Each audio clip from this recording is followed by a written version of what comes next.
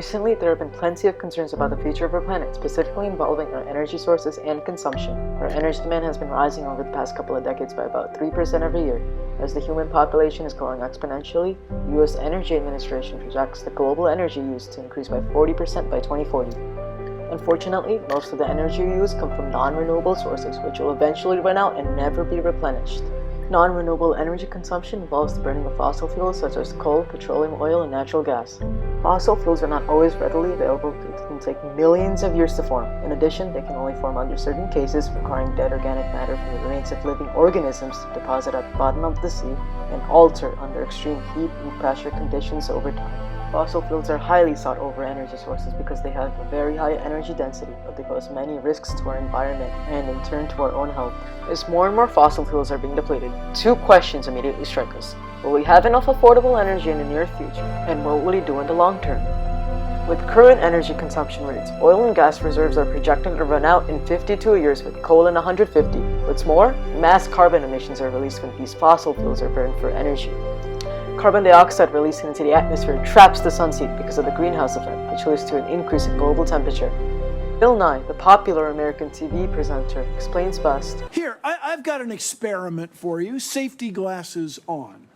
By the end of this century, if emissions keep rising, the average temperature on Earth could go up another 4 to 8 degrees. What I'm saying is the planet's on fire. Additionally, carbon dioxide emissions pollute the air we breathe. Air pollution in cities have been linked to an increase in respiratory diseases like asthma, along with shortened life expectancy. Carbon dioxide can also dissolve into the sea, causing acidification that harms the life cycles of marine organisms. There are numerous more costs of using our fossil fuels, but perhaps our neighbor species take the greatest toil. Unearthing, processing, and moving underground fossil fuel deposits greatly harm stable landscapes and ecosystems. Indirect effects include the continual depletion of the ozone layer. While CO2 hasn't been found to be one of the agents that destroy ozone, it has been seen that CO2 prevents the formation of new ozone molecules in the troposphere. Let's go back to the question from earlier. What energy will we use in the long term? In order to answer this question, we need to see how we currently use up energy. Let's take a quick journey from an astronaut's point of view of Earth all the way down to New York.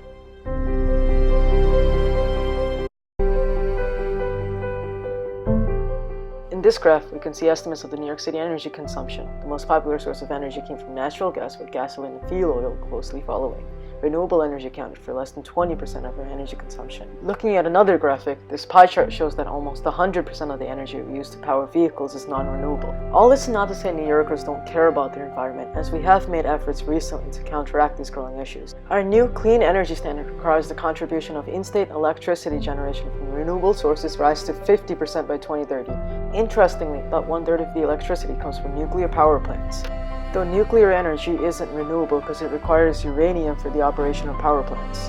Thus, even nuclear power won't work for the long term, even though it can serve as an alternative to costlier options. Now, we'll explore the best alternative sources of energy.